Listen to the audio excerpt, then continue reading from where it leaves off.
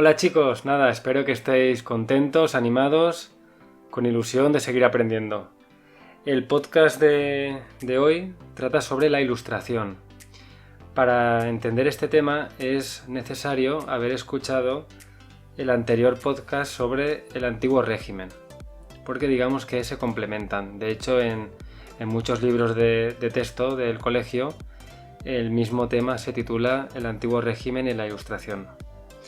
Bueno, la ilustración, deciros que se puede definir como un movimiento cultural que apareció en el siglo XVIII en Europa, concretamente en Francia, que tenía como objetivo iluminar al ser humano. ¿Cómo? Mediante la razón y el espíritu crítico. En pocas palabras, lo que pretendía este movimiento era mejorar la cultura, la educación, la economía, todos esos aspectos que podían mejorar al ser humano y por tanto a la sociedad. El siglo XVIII, en España sobre todo, se conoce como el siglo de las luces.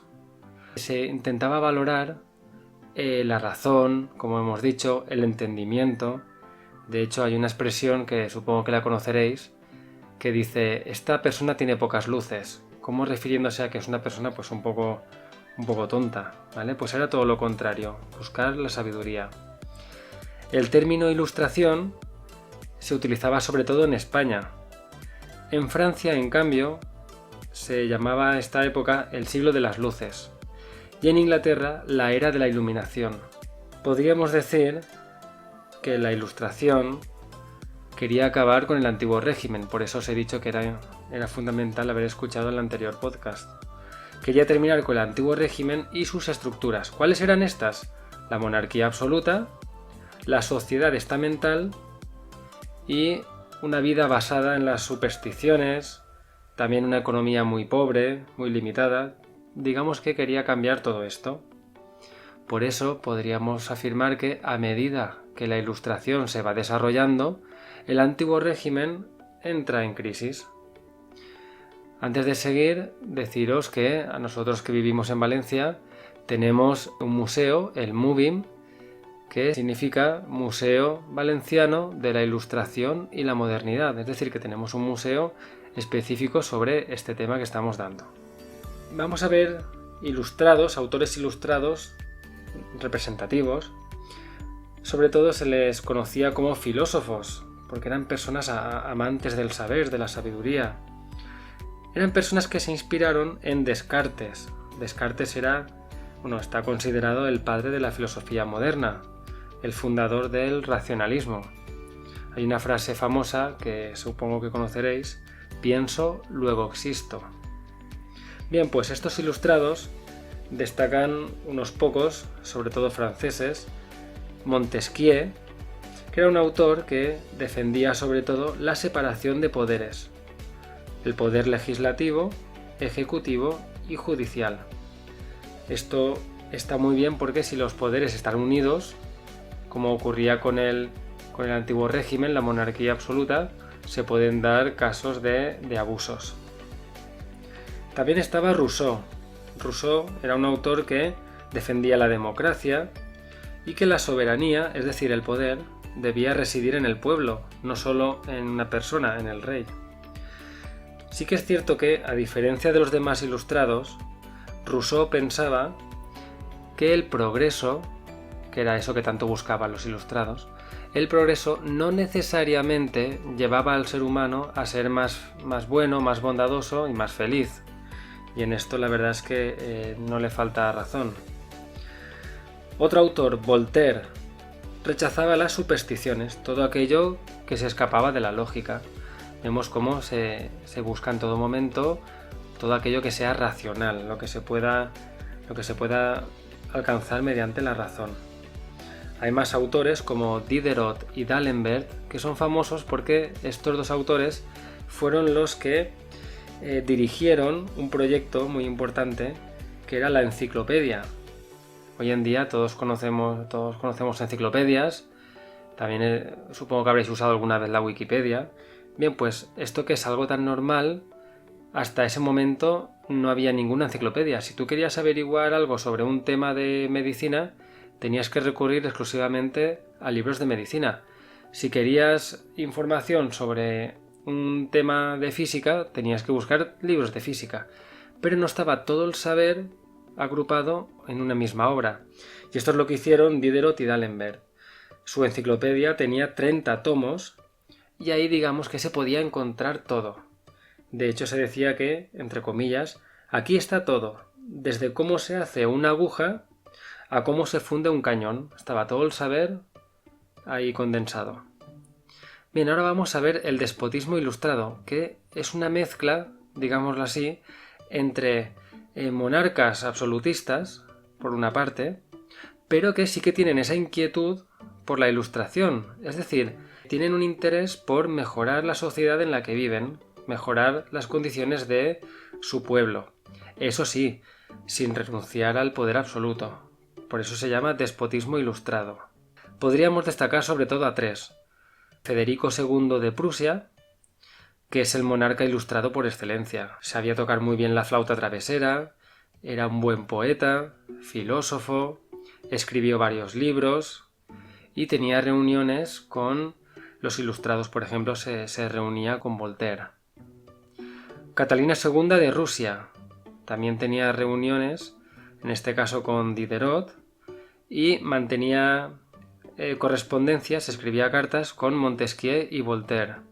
Y por último tenemos a Carlos III de España, al que se le conocía como el mejor alcalde de Madrid por todas las obras que llevó a cabo. Por ejemplo, en Madrid lo que hizo cuando vino fue mejorar muchísimo la ciudad. Puso alcantarillado, que no había. Toda la suciedad se lanzaba por las ventanas, ya os podéis imaginar. También puso pavimento, porque antes de él los caminos eran todos de tierra. También iluminación, lo cual es muy, muy importante para la seguridad, sobre todo, pues eso, por las noches, para que no se cometan tantos crímenes. Instauró la recogida de basuras. Trasladó los cementerios a la periferia de la ciudad, también por un tema de higiene.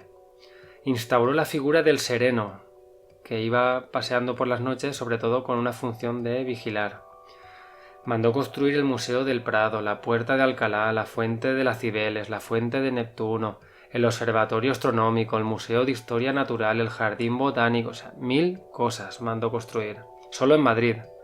¿Vale? Pues lo que he comentado, un rey inquieto por mejorar la vida de sus ciudadanos, pero el poder lo tenía él. De hecho, el lema del despotismo ilustrado es todo para el pueblo, pero sin el pueblo. Pasamos a la Ilustración española, para concretar un poco nuestro territorio. Deciros que tenía ciertas peculiaridades. Por ejemplo, no fue tan revolucionaria como la francesa y tampoco tuvo esa oposición tan clara entre religión y razón, como ocurrió en Francia.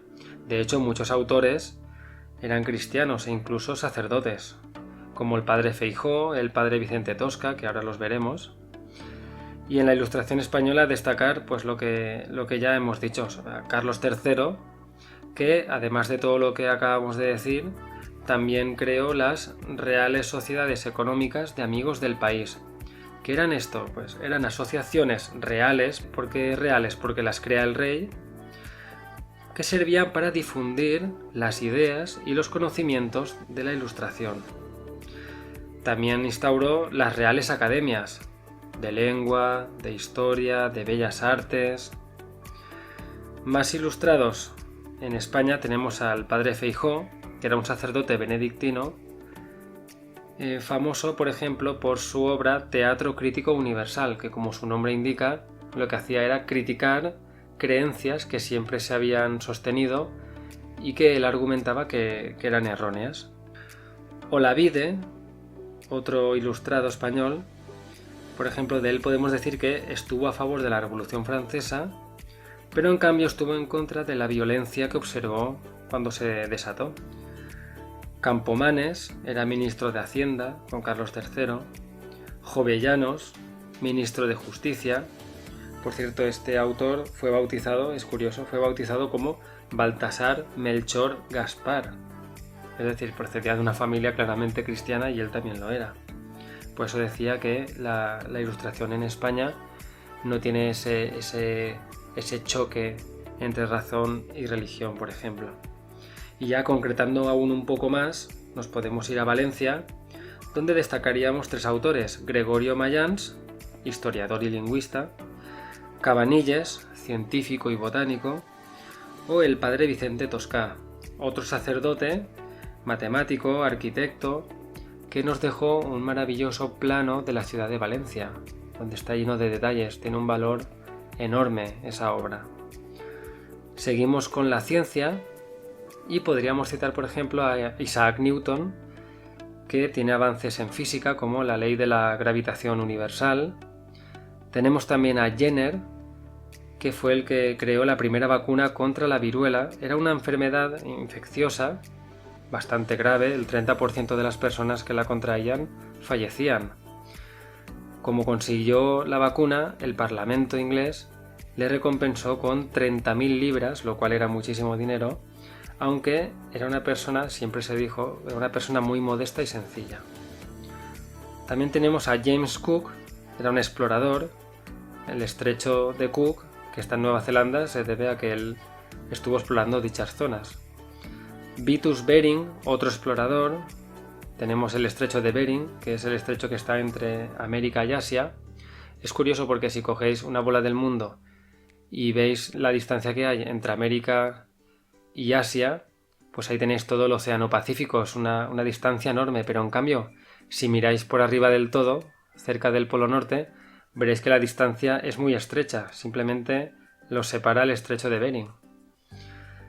Tenemos también a Fahrenheit, físico, que creó el primer termómetro de mercurio. Hoy en día los termómetros de mercurio están prohibidos porque pueden ser tóxicos, pero tenían una efectividad magnífica. Franklin, el inventor del pararrayos. Volta, el inventor de la pila eléctrica. Como veis, todos son inventos que facilitaron la vida del ser humano. Y todo gracias a este amor por el conocimiento, por el saber, por el progreso, llevado a cabo por la Ilustración. Y por último vamos con el arte. El arte de esta época se conoce como el neoclasicismo. Neo significa nuevo, clasicismo, la época clásica. Nos referimos a la época de Grecia y Roma, del arte de esa época. Como características podríamos decir que es un arte que se aleja de la exageración que veíamos en el barroco y en el rococó. Exageración me refiero a la exageración en las decoraciones. Es un arte que busca, digamos, lo contrario a la época anterior. Busca las formas simples, el equilibrio, la pureza, la elegancia, la geometría. Esto ocurre muchas veces con las modas. Se pasa de un extremo a otro porque ya la gente se ha cansado de lo anterior y corta y empieza de nuevo con otro estilo. Vamos a ver por qué en pintura podemos citar a dos pintores, a David y a Ingres, que representaban sobre todo mitos de la época romana. Se inspiraban en aquella época, tanto en los mitos como en el arte. En arquitectura tenemos a Soufflot, autor del Panteón de París, en Francia, o Langhans, el autor de la Puerta de Brandenburgo, en Alemania. Una puerta, por cierto, inspirada en el acceso a la Acrópolis de Atenas. Como veis, estas obras inspiradas en la época clásica, sobre todo en Grecia. En escultura, citar a Antonio Canova, que tiene esculturas claramente inspiradas en las de la época griega. Y en literatura, deciros que se dirigió a un público más amplio, cobró más importancia la fábula, por el hecho de que las fábulas todas tienen una enseñanza, y deciros que también se escribieron muchos ensayos. En Inglaterra, por ejemplo, se puso de moda las novelas de aventuras. Destacar, por ejemplo, a Robinson Crusoe, obra de Daniel Defoe, una obra que yo leí este verano, por ejemplo, disfruté muchísimo y os la recomiendo. Y por último, en música, deciros que, aunque no existe la música neoclásica, ¿por qué? Porque no sabemos cómo era la música de la época de Grecia y Roma. Por eso no podemos inspirarnos en ella, no hay grabaciones, no hay partituras de aquella época, no existen esas fuentes. Entonces realmente se denomina música clásica. Y a esta pertenecen especialmente Mozart, Beethoven y Haydn. unos autores que os recomiendo sí o sí escuchar.